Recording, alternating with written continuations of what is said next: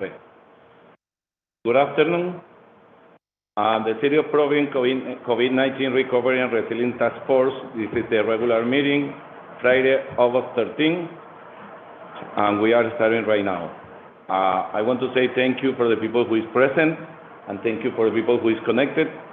I appreciate the commitment with this task force group. So today we will have two presentations, and at the end of the presentation, we will have 10 minutes to public comment. So let's start with the roll call, please. Co-Chair Andrew Bannerman Angoma is absent. Co-Chair Oscar Mejia. Present. Diana Perdomo. Present. Councilwoman Fortune is absent. Councilor Kerwin is absent. Kristen Adamo is absent. Peter Eaton. Here. Shannon Carroll. Here. Sabrina Chowdhury is absent. Julie Brick. Present. Jim Harum is absent. J.L. Shanks is absent. Larry Warner is absent. We have 5 present and 8 absent. We do not have a quorum. Okay, so based on that, the meeting today will be an informational meeting. Okay. Your choice. Your choice, sir. So, No, it's your decision. This is Jim Karam. The record reflects that Mr. Harum has joined the meeting. You have 6 present now. okay. So again, this will be an informational meeting, and because of the short time that we have, I would like to invite in our topic number 2, Stephanie Fortunato to do a presentation on arts, culture, and tourism. So please, where you want. For the audience, perhaps? Yeah, I don't know. Yes. Yeah. All right. Hi, everyone. Well, for those of you who don't know me, I'm Stephanie Fortunato, the Director of Art, Culture, and Tourism. Thank you so much for the opportunity to present today to the committee. I wanted to share a little bit about our department and some of the plans that we've put together for the recovery and resiliency within the creative economy. And so Tina is going to be so kind as to advance for me. So if you wanted to go to the next slide. For those of you unfamiliar with the department, our mission is to integrate arts and culture into community life while showcasing the city as an international cultural destination. So a little tension there between our local and visitor audiences, but we try and walk the line by making sure that arts and humanities, design, creativity is accessible to every person in Providence throughout the city. And so we work really hard to implement core functions around animating civic spaces, using glasses, so using arts and culture strategies to animate public buildings, public plazas, libraries, schools, rec centers, parks. We work really interdepartmentally to bring artists and community arts partners and designers to those spaces. We also help to facilitate city services, so we're responsible for the special events administration, and as public gathering has been such a big part of stopping the spread of the virus, or slowing the spread of it, I guess, this has really taken on new significance over the past year. And then we really are the point for the creative sector, so that means probably that we get lots of funny calls because no one else knows where else it fits, and it seems to fit culture. So we do a lot of research that helps to inform our policy decisions. If you want to go to the next slide. I know you've been hearing this story from many industries probably, but I'm here today to talk about the creative economy, and I can't underestimate the devastating impact that the pandemic has really had on the industry. And the creative economy is not just about artists or art organizations. It is an economy that touches many partners as well: hospitality, tourism. It really brings together many different intersecting sectors that are really responsible for the production of arts and cultural experiences, creative services, as well as the distribution of cultural experiences. So that's kind of how we think about the creative economy. Again, not wanting to belabor where we were, but I do want to note that individual creatives in particular were very hard hit by the pandemic as the stages closed, as, performing arts and exhibition spaces, festivals. All of these things are places where many individual creatives who are working in several different settings make their lives work.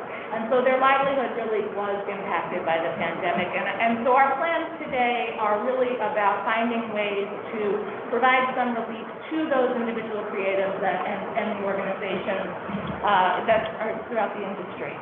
I also just want to note that Providence's tourism industry has recovered in a different way than the rest of the state.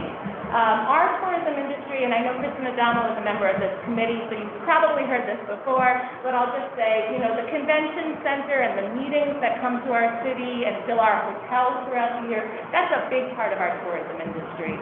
The colleges and universities, the families that come to Providence throughout the year, and again, fill our hotels, huge part of the industry. So that has been wiped out for the past year. So as we're heading into this next phase, it has been really profound to see where they've been, the occupancy rates and other impacts there. Go to the next slide. So I just wanted to give a little hope, though, because I hate to be so pessimistic. Sort of hope, but this is a recent report that just came out from the Sundance Institute, and it was specifically looking at theater and the performing arts, but it was just noting that as we're emerging, there is a lot of optimism and hope, I think, as things have been able to reopen and activities have been able to take place that bring tourists back to the city and sort of revive our economy. But there have also been major changes within the industries itself and I think in habits and how we as consumers experience arts and culture and what we expect, and particularly around racial justice and expecting more BIPOC leadership, as taking the center stage throughout the arts community. So, it is understandable to feel disoriented. And so we're taking that into account as we're developing these programs. We really want to be responsive to this moment and meeting people where they are, rather than developing programs that would be just our idea of what is needed next. And so we have had the opportunity over the past year to convene the creative sector around our cultural planning process. So we were planning to do this anyway, but over the past year, we did have conversations around 7 areas of the creative sector to really get a sense of what the needs were and what the vision that our community had for this sector. And that was led by Gina Rodriguez-Strick, was the project manager for this. But on the screen, you'll see some of the top takeaways. And again, you'll see these ideas embedded in the programs and plans that we're proposing today. So we know that this is both captures not only the needs, but future trends and best practices from this process. I'm going to go to the next slide. So the area of alignment within the ARP dollars is around impacted industries, such as travel, tourism, hospitality, and the arts is certainly in there. The programs that we are proposing have sort of 3 frames: public programs, public arts, so projects that will benefit our community beyond just this investment. Thinking about creative workforce development and thinking about how artists and others have been on and underemployed over the past year, places where we can think about skills building and investment to really enhance these industries. And of course, centering racial equity in our work, thinking about what we've learned from the past year as well. So let's go to the next one. Actually, slide through. So first I wanted to talk a little bit about investment in public programs. I've tried to illustrate these because I hate to come and just give you, no arts, culture, and tourism at all. But so this is a set of programs in which we are thinking about making investments in the creative sector that will result in experiences that will drive cultural vitality and economic activity. These are public programs that we are thinking about, such as PVD Fest and performance-based activities that bring people together and both activate culture and commerce sort of side by side. And if you go to the next slide. Is that in there, right? I wanted to use PVD Fest as an example because I wanted to say, over the past 6 years, we have really engaged many artists and organizations, and again, other creatives in the making of PVD Fest. We've had over 4,300 artists participate in PVD Fest over the 6 years. That's about 1,000 artists a year. There's some repeat in there, but we always have between 1,000 and 1,500 artists participating in that 4-day festival. And there's a very dramatic ripple effect that happens from hiring these artists to do the festival. And so if you go to the next slide. I wanted to show you the economic impact of the festival as an example. So in 2019, we spent just under $900,000 on the festival. And the economic impact here, this is for the event itself and audience expenditures. You can see that the local government revenue from that was $250,000. There were 140,000 people who came to the festival in 2019. And so this is a pretty significant return. I think the city investment this year was just around $300,000. Okay, so there's almost a very close association there between the money that we're putting in and what the local government is getting, as well as state revenue, as well as the full-time employees or equivalencies that we have. I did mention that the Special Events Administration was a big part of what we were thinking about in terms of recovery plans because it has become so front and center to our day-to-day work at the department. And so we have really been able to identify some additional needs of services that the city should be providing to special event producers to allow them to have safe events and to really make sure that they can use those to generate as much economic activity for the city as possible for both locals and visitors alike. We always are thinking about hotels and ACT. So we would really like to build the special events division through this work. We also want to make some investments, again, in creative workforce development. And a particular area where we see opportunity is to think about the music ecosystem and the life at night of the city. So we know last year at the Shuttered Venues grant, many venues in Providence did benefit from those Shuttered Venue grants from the SBA. But I think we all saw as those venues were closed, as the theaters were closed, as the nightclubs were closed, how the impact that it's had on our emotional well-being as well as our downtown economy, for instance, over the past year. So we really want to work to make some investments in that life of the city. We have been able over the past year to do some really incredible programs, including the one pictured here, which was the Artisan Residency program that we ran at Providence Housing Authority.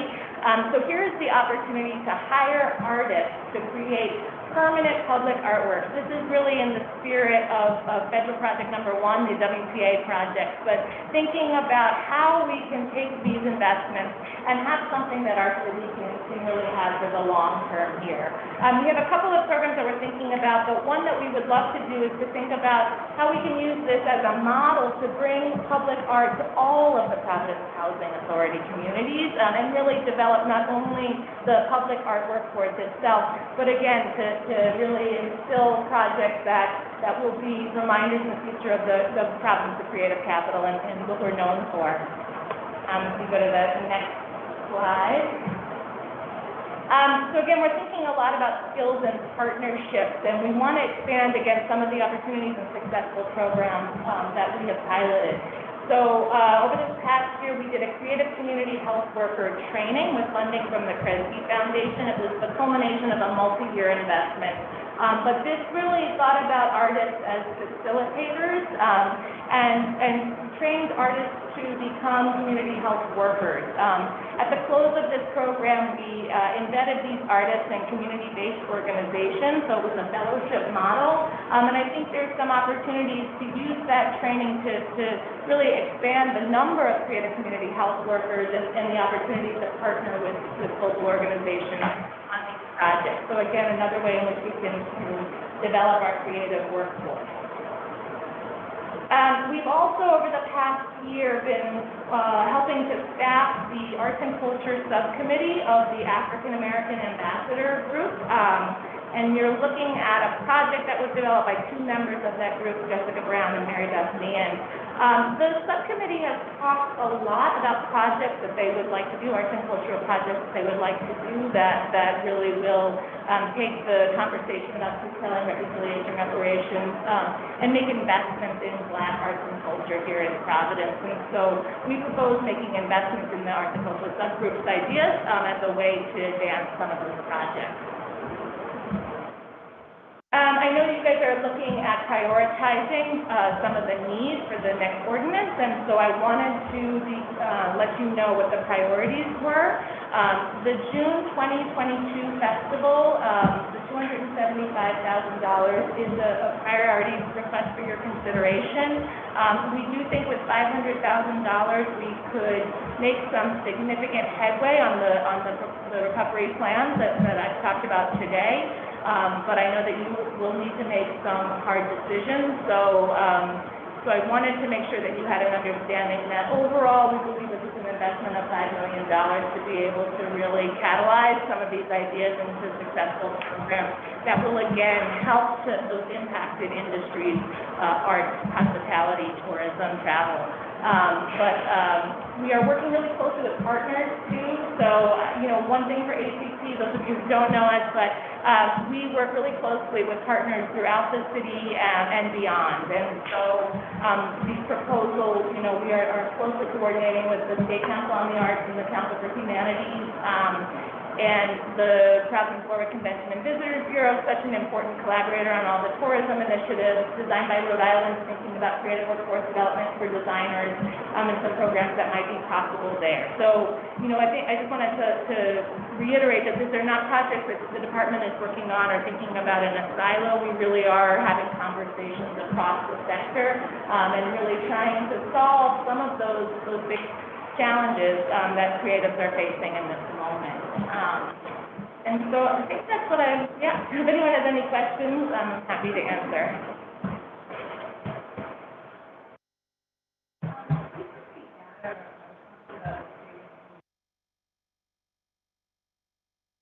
So we had 5 fellows who went through that program, and we developed a training module with 3 artist facilitators, and that training became an open source curriculum that you can actually go to our website and download. Actually, we should talk about that as a follow-up.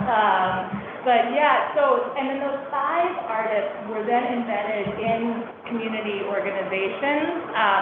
And they were also to do sort of participatory projects with those communities, and they innovated, in an incredible way, to create pandemic-safe art strategies, but they were at St. Martin's de Porres working with elders there, Providence Community Library, 5 organizations, really thinking through with the staff and the community of users how you could use the practice of community health work with an art lens to really achieve some of those outcomes. So happy to follow up with you on some more specifics about those pilot and share what we're doing with you because it's really terrific. Thank you. I have a question. I suppose that this ambassador group with the Afro-American ambassador group brings some experience. Are you thinking in expand to other communities, keep this program as ambassador group for other minority communities? So I think that group would like to do some racial justice grants, make some racial justice grants. So we've been thinking about that with them. They also have some projects that they'd like to take on as a group. So they want to invite others to be able to create and cultural projects, but they also are focused in on thinking about what they've learned from the past year, about how investments over the years have sort of underrepresented Black arts and cultural groups, and thinking about how to make more investments in the BIPOC leadership. So I think it is building off of the work that they have been doing, and trying to find some ways to invest in some of the project ideas that have surfaced over this year of meetings. Yeah, those are experiences that could be shared and expand to other communities. It's true, it is true. Yeah, it's a good way to think about that. Sorry. I just wanted to, I was involved in the project that you referenced. I appreciate that you referenced the project with the housing authority, and I just wanted to underscore how meaningful that's been to people there, and encourage people if you're in the area of Hartford Avenue to check out the 2-year-olds that also did on Basin Road. The question I wanted to ask you was there money in the city budget for the current year for the festival? Is this way to add to that, or was that not included in the city budget this year? So we have money in the city budget for a festival that will happen in September, in the fall, September 25, 26. But there is not currently money to bring back the full-scale festival in June of 2022. A large part of the mix for the festival in the past has also been a grant that we received from the Providence Tourism Council, which is funded by the hotel tax. And so there is some uncertainty, I would say, in our funding projections about what we can actually expect from that grant as well, Peter. So this request really reflects both that, some of the uncertainty that we're feeling around the hotel taxes, as well as the need to find some city dollars to invest in the June 2022 festival, which I should say we do hope will return to the 4-day experience. In 2019, we had 140,000 people. So we are hoping that conditions will support a return to that full-scale festival, which we know has already become a signature event for the Providence calendar. Right. Did you say what the previous budget was for the full scale? Full scale, in 2019, we spent just under $900,000 on the full scale festival, and that was a mix of city dollars, was about a third of that, grant money, again, largely from the hotel tax, was about $200,000 there, sponsorship dollars, again, sponsorships is another area of some uncertainty there, and then some earned revenue as well. So, yes. So thank you for also highlighting the importance of investing in creative economy. So just going back to the question about 2019, so the city spent close to a little over $900,000. With all of those sources. With all of the sources, all right. So with all of the sources, if the city spent about $900,000, can you say again how much revenue, what was the return of the investment? Yes. So the local total return. So I'm going to take a cheat sheet here. I think we had it was an overall of $4 million. The total expenditures was $4.97 million for for everyone who participated in the audiences. That was an equivalent of 125 FTEs. And the local government revenue was $252,000. State government revenue was about $263,000. And this information, this Arts and Economic Prosperity Calculator, this is something that we worked on with the Americans for the Arts. It is a calculator that we have been using since 2017, and we are going to update it now to take these new set of conditions into consideration. But the city alone spent about $900,000. No, the city spent $300,000. So I'd have to run the $300,000 to figure out what our particular, our return is. Yeah. All right. So the city spent $300,000, and we got like about $252K, like a kind of. Yeah. Final question. So in terms of do you have any data that can show or can highlight or they can provide a correlation between the program and also retaining some of our artists. Because one of the things that I hear from a lot of the artists is the challenges of living here, finding housing. So if we have some of these programs like the residency program and also looking at how art can intersect in other areas, is that a tool to attract, to retain artists and also attract artists to move to the city?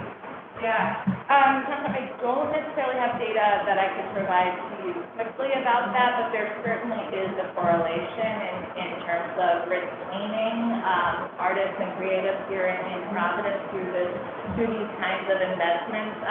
We are the creative capital, and so that is a brand that I think we really are proud of, and we want to make sure that in this next phase that we retain our reputation as not only an arts-friendly city in terms of our policies, but also that there is a vibrant artist community who lives and works here.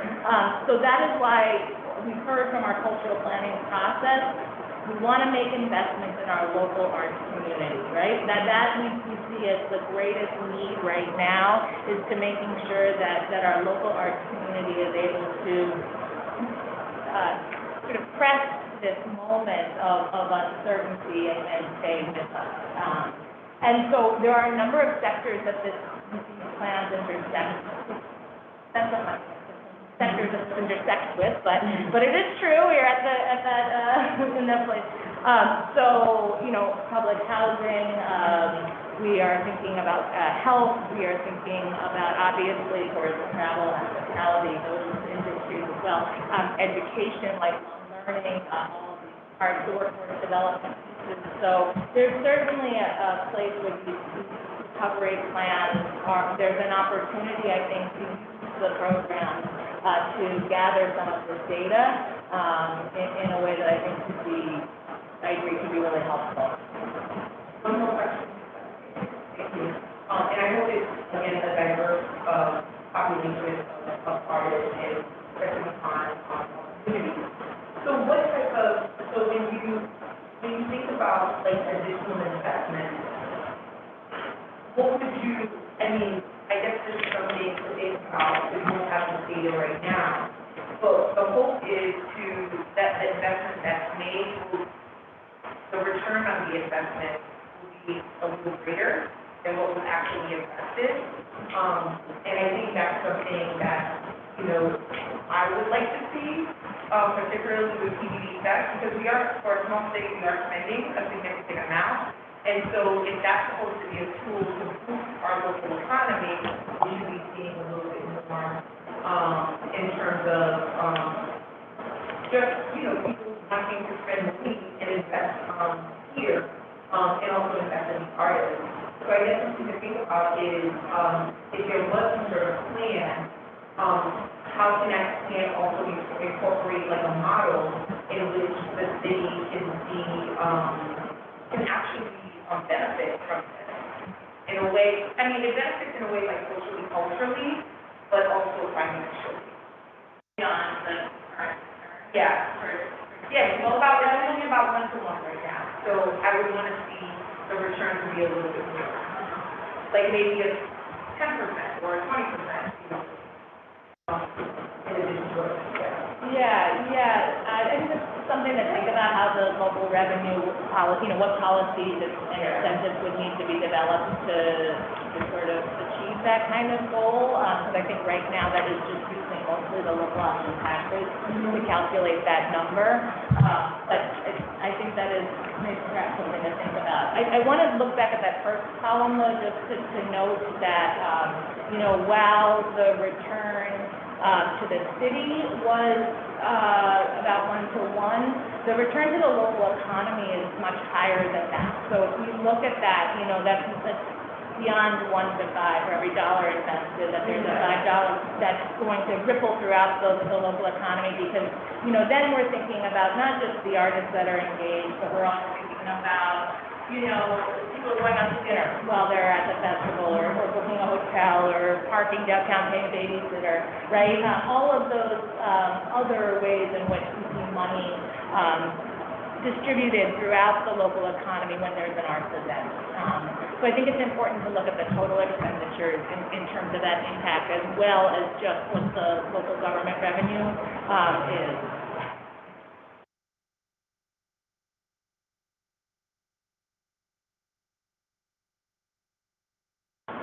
Any other question?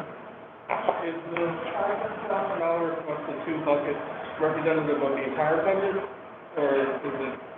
No, the $500,000 is what we've determined is the sort of priority need. I know that you're thinking about multiple, or considering multiple opportunities to make funding recommendations, and so I just wanted to make sure that you had an understanding of what we see as the priority need, and that $500,000 is the number that we had calculated.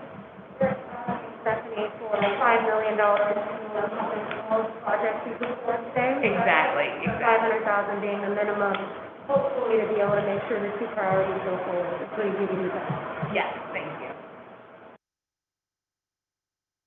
Okay. If there is no more questions, thank you, Stephanie. The Department of Art, Culture, and Tourism of the City of Providence. You will stay here until the end of the meeting, or are you going to leave? I am happy to stay, whatever, yes, I'm happy to listen in to work today. In case any public comment or question at the end of the presentation. That sounds good. All right. Thank you. Two people joined us since we did roll call. Yes. We would like to acknowledge Mr. Jim Caron and Larry Warner present for the roll call. We have quorum now, correct? We have more now. Okay. Now, let's continue with the topic number 3. This is the... Yes. Oh, yes, I'm sorry. Yes, thank you. Let's continue with the topic number 3, Revenue Recovery Funding, by Sarah Silveria, Finance Department.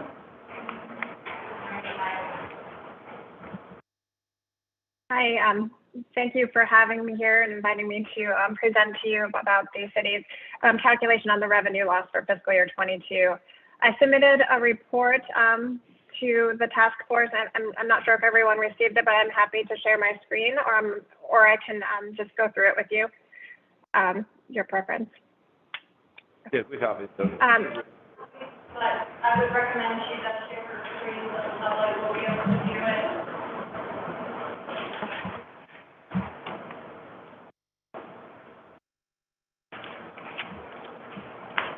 Okay. The ARP ordinance revenue loss for fiscal year 22. The interim financial rule issued by the U.S. Treasury on May 10th, 2021, requires revenue loss be calculated based on the general revenue from own sources utilized by the Census Bureau annual survey. This approach requires municipalities to calculate revenue loss across all revenue streams versus by individual revenue account. Per the interim financial rule, this methodology minimizes the administrative burden for recipients, provides greater consistency across recipients, and presents a more accurate representation of the overall impact of the COVID-19 public health emergency on a recipient's revenue, rather than relying on financial reporting prepared by each recipient, which may vary in methodology used and which generally aggregates revenue by purpose rather than by source. Guidance on how to calculate the reduction in revenue states a recipient uses the higher of 4.1%, or the average growth over the 3 years preceding the pandemic. For the city of Providence, this equates to 2.5% and includes fiscal year 2017, 2018, and 2019. And then rather than using the maximum allowed of 4.1%, the city used an average growth rate of 3% for the years since the pandemic began, resulting in a budget of $539,566,355 for fiscal year 22. Of this amount, we budgeted $19,457,352 to be supported by ARP funds. This allows the city to continue to provide level services and programming and prevents having to make harsh cuts during the recovery. The city will rely less on ARP as our local and national economy recovers, and we begin to see our revenues approach and surpass pre-pandemic levels. Additionally, the city expects to see revenue increases from natural growth of the tax base and TSAs are maturing across their payment schedules. And there's a table here to outline where we think we'll see revenue recovery over the next 3 fiscal years. The stabilization of municipal revenues is one of the most significant attributes of the ARP legislation and was expected to provide cities and towns with the ability to maintain annual operating budgets while the national and local economy steadily recovers to pre-pandemic levels. It's important to note that should the city's revenue loss result in a more favorable recovery, there will be less dependence on ARP, as the city is not allowed to recognize a surplus in a year where we're using ARP funds to supplement our general fund budgets. And I'm happy to take any questions.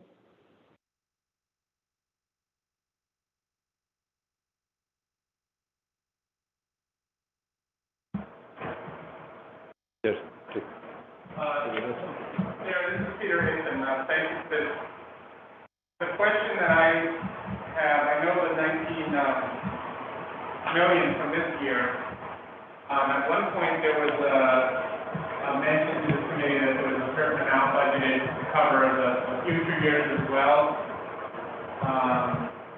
And what I don't see here is kind of like how that growth is below the 3% or something, and then what the gap is that you're for those next 3 years that you're thinking the ARP money would make up.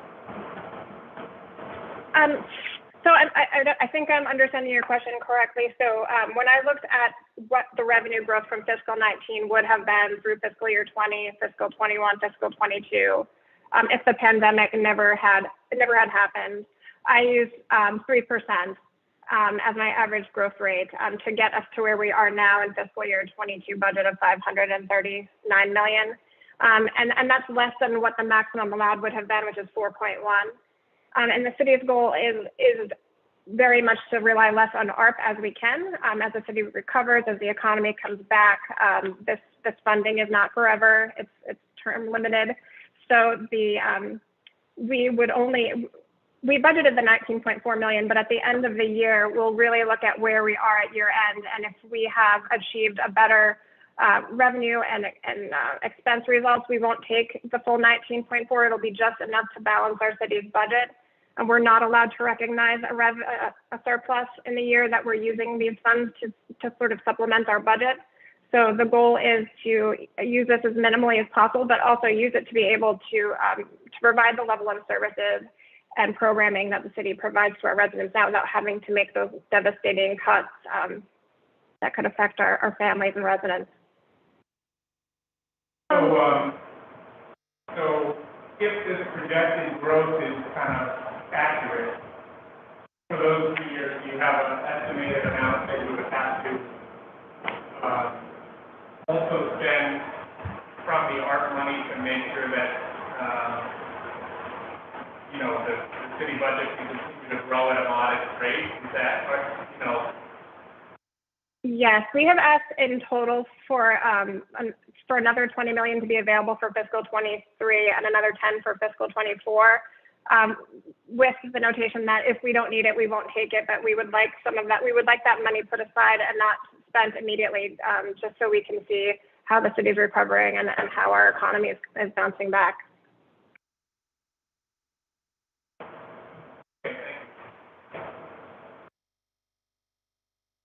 Yes, please.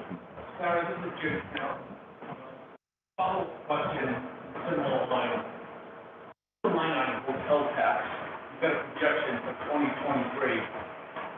I assume you obviously know in 2020. So from 21 to 22, they're not listed here. How did you project that? So we looked back in history at what we were collecting in the hotel tax and the amount of loss that we had seen in fiscal year 20. In fiscal 20, our loss in hotel tax was about $500,000 just in that last quarter. The fiscal 20 budget, before we even knew the pandemic existed, we had a $2.3 million budget for the hotel tax. And so we're assuming, and that's one of the line items that's really struggling to come back for us. We haven't seen a big recovery in that line item. So we're hoping in fiscal 23 we'll get back to the levels that we had seen before with some minimal growth there. So that's where you see we're hoping in 23 versus the 22 budget, we'll see like $1 million more than fiscal 22, and then in 24 we'll see $1.01 compared to the 22 budget. So that's, and the 22 budget is based off of estimates provided to us from the state.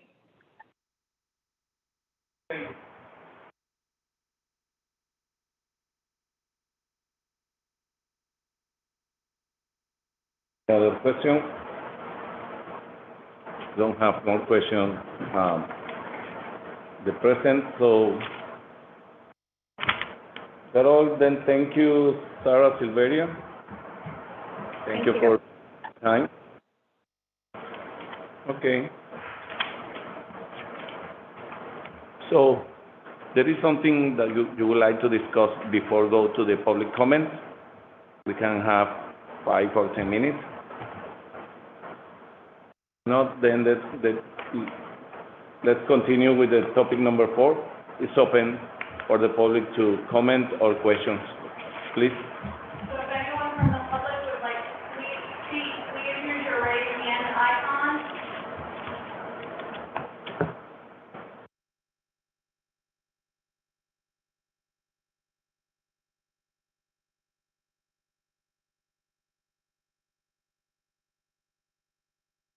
No?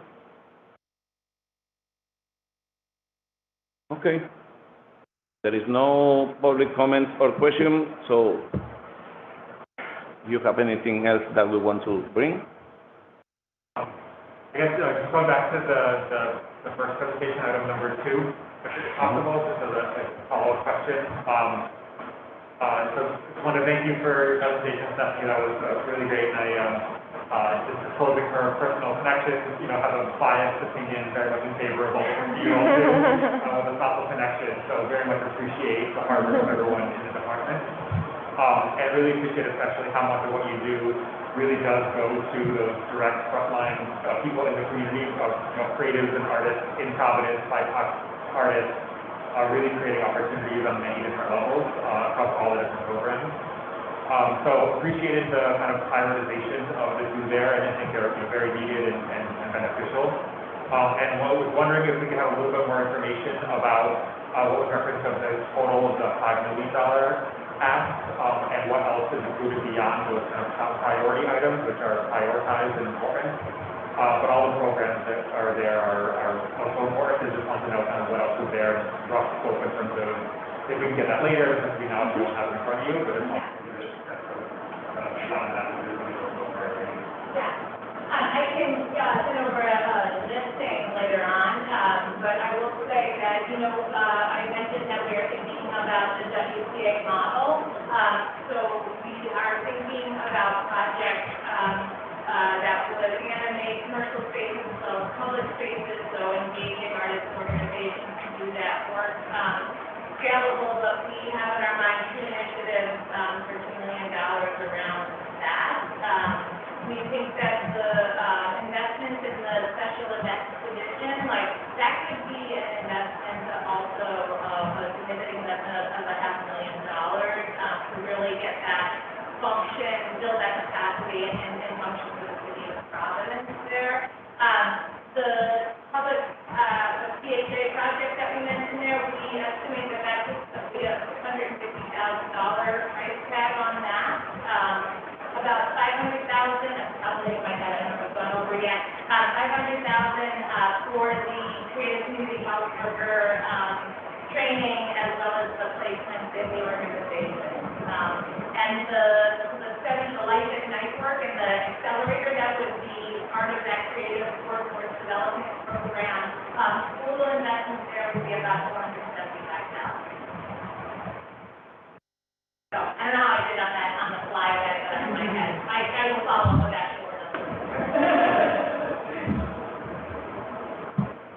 you. Okay, then let's present a motion to adjourn the meeting.